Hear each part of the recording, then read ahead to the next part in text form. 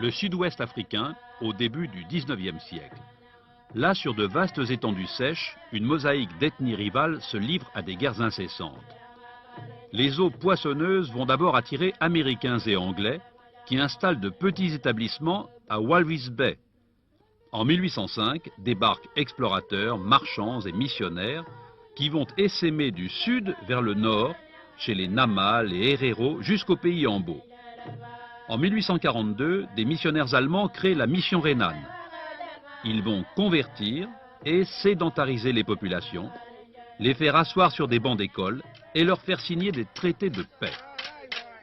En 1868, la mission rhénane est pillée, mais Berlin reste indifférent. La position allemande va changer avec la découverte de diamants qui laissent entrevoir l'exploitation de gisements. En 1883, alléché par cette perspective, un commerçant de Brême, Adolf Lüderitz, va acheter des terres au chef Nama. Berlin saisit l'occasion, place ses terres sous protection allemande et plante son premier drapeau dans la région. En 1884, au congrès de Berlin, l'Allemagne obtient son protectorat sur le sud-ouest africain. Ainsi, peu à peu, l'Allemagne dessine les contours de la future Namibie. C'est le résultat d'une politique systématique d'achat de terres par les Allemands, souvent assortie de traités dits de protection avec les chefs de certaines tribus. 1890, l'occupation militaire allemande gagne du terrain, sauf dans le nord.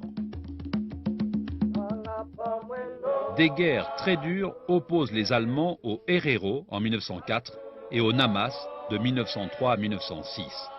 Les combats et la répression qui suit sont très violents. La population noire est exterminée aux 3/4 pour les Herero, par exemple, et pour moitié chez les Nama.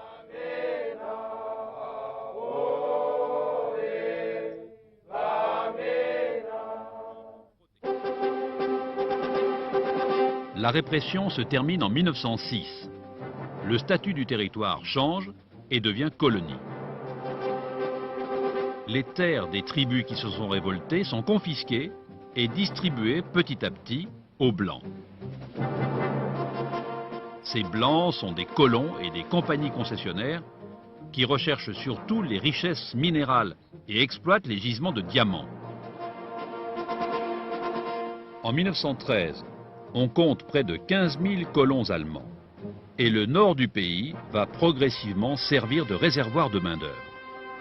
En 1915, les troupes sud-africaines, alliées à la France et à l'Angleterre, l'emportent sur l'Allemagne. La Grande Guerre met donc fin à la colonisation allemande 31 ans après ses débuts.